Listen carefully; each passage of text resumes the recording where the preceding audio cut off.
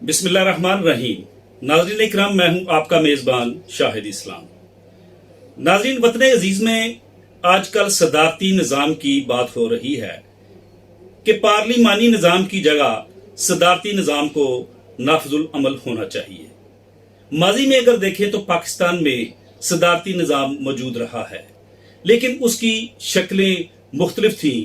لیکن اب جس صدارتی نظام کی بات کی جا رہی ہے اس کو پارلیمانی نظام کے تحت کنورٹ کیا جائے گا صدارتی نظام میں، اور ایک فرد واحد اس پورے نظام کو چلائے گا۔ لیکن اس کا طریقہ کار کیا ہوگا، اس حوالے سے آج ہم بحث کریں گے۔ آج ہمارے ساتھ ہمارے ملک کے سینئر ترین کالمسٹ جناب سلیمان کھوکھر صاحب ہمارے ساتھ موجود ہیں، اور آج ہماری خوش قسمتی ہے کہ انہوں نے ہمیں اپنے انتہائی قیمتی وقت میں سے وقت دیا ہے۔ ہم ان کے مشکور ہیں۔ جناب کھوکھر صاحب، ہم آپ کو خوش آمدید کہتے ہیں اپنے چینل میں۔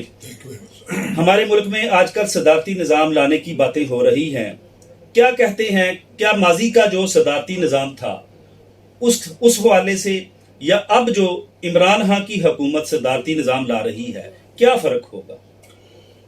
دیکھیں جی شاہد صاحب، سب سے پہلے تو یہ جو کہا جا رہا ہے صدارتی نظام کا، یہ لفظ ہی غلط ہے۔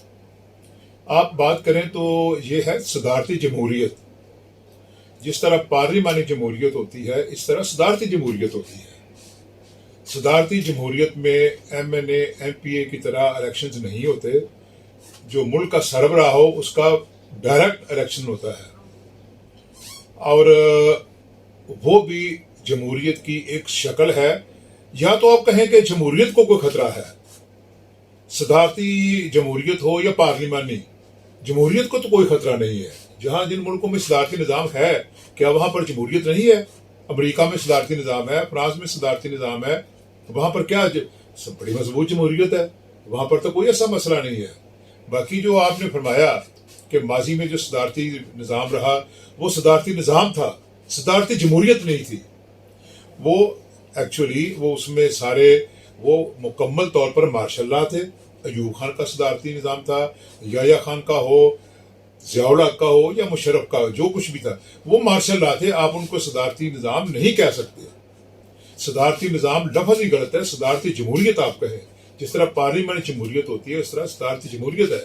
صدارتی جمہوریت یہ ہے کہ سینیٹر کا الیکشن بھی ڈائریکٹ ہو، گورنر کا بھی ڈائریکٹ ہو، میئر کا بھی ڈائریکٹ ہو، اسی طرح پریزیڈنٹ آف پاکستان کا بھی ڈائریکٹ ہو۔ آپ نے کہا کہ اس میں ایک طاقتور آدمی آ جائے گا عمران خان، افراد تو اس میں جو ہے وہ میٹر نہیں کرتے، میٹر تو نظام کرتا ہے۔ عمران خان کتنی دیر زندہ رہے گا؟ نظام تو زندہ رہتا ہے۔ اب دیکھیں، یہ جب سے امریکہ کا آئین لکھا گیا، جب سے امریکہ کا اعلان آزادی ہوا، اس وقت سے وہاں پر یہی نظام چل رہا ہے۔ کئی صدر آئے، مر کھپ گئے، نظام زندہ ہے۔ نظام کسی ایک فرد کا محتاج نہیں ہوتا۔ کھوکھر صاحب، ہمارے ملک میں صدارتی نظام کی یہ جو صورتحال بنائی جا رہی ہے، عام پبلک کو اس حوالے سے اویئرنیس نہیں ہے۔ کیا اس میں ایم پی ایز ہوں گے یا ایم این ایز ہوں گے، یا کہ ایک فرد واحد جو ہے وہ ایز اے پریزیڈنٹ آئے گا اور اپنے ساتھیوں کو مختلف جو عہدے ہیں ان پہ تعینات کر کے اپنی حکومت چلائے گا؟ اس حوالے سے جو ہمارے ویورز ہیں ان کو ذرا گائیڈ۔ دیکھیں، ابھی تک جو ہے یہ جو صدارتی جمہوریت ہے، اس کا کوئی خاکہ پیش نہیں کیا گیا۔ جب اس کا خاکہ پیش کریں گے، اور یا جب اس کے لیے کوئی آرڈیننس آئے، جو کچھ بھی ہو، ایک تو خبر یہ بھی ہے کہ ریفرینڈم ہوگا۔ ریفرینڈم میں یہ سوال رکھیں گے اگر ہوا تو۔ اور ایک بات میں آپ کو یہاں بتا دوں، آج اگر اس موضوع پر پاکستان میں ریفرینڈم ہو جائے، وہ ریفرینڈم نہیں جو ضیاء الحق نے کروایا تھا، اور نہ ہی وہ ریفرینڈم جو مشرف نے کروایا تھا، صحیح بالکل in true sense of the word, اگر ریفرینڈم ہو جائے صدارتی نظام، کیا آپ صدارتی نظام چاہتے ہیں، اس موضوع پر ہو جائے، میں آج آپ کو لکھ کر دے دیتا ہوں کہ مور دین 80% لوگ صدارتی نظام کے حق میں ہوں گے۔ اس کا کیا خط و خال ہے، اس کا کیا ہوگا، M P A M N A کیا شکل ہوگی، یہ تو اس کے جب اس کا خاکہ پیش کریں گے تو سامنے اعتزاز احسن صاحب نے بڑا اعتراض کیا ہے کہ صدارتی نظام ماضی میں بھی رہے ہیں، اس سے ملک کے لاسز زیادہ ہوئے ہیں، فائدہ نہیں ملا، اس والے سے آپ کیا کریں گے؟ کب رہے ہیں ملک میں صدارتی نظام؟ زیادہ صاحب سے چودھری صاحب سے وہ اینکر پرسن پوچھتے نا کہ چودھری صاحب پاکستان میں کب رہے ہیں صدارتی جمہوریت، کب رہی ہے؟ کبھی نہیں رہی۔ ایوب خان کا اگر وہ حوالہ دیتے ہیں تو وہ تو مارشل لا تھا۔ یہ سب مارشل لا کی بات کرتے ہیں، میں بات کر رہا ہوں مارشل لا ایڈمنسٹریٹر کے صدر ہونے کی بات نہیں کر رہا، میں بات کر رہا ہوں صدارتی جمہوریت کی، کہ ملک کا سربراہ براہ راست منتخب ہو، لوگوں کے ووٹوں سے وہ صدر بنے، نہ کہ بلیک میلر ایم این اے اور سیاسی جماعتوں سے ووٹ لے کر وہ ملک کا سربراہ بنے۔ سیاسی جماعتوں سے اگر آپ پوچھیں گے تو وہ صدارتی نظام کی مخالفت کریں گی۔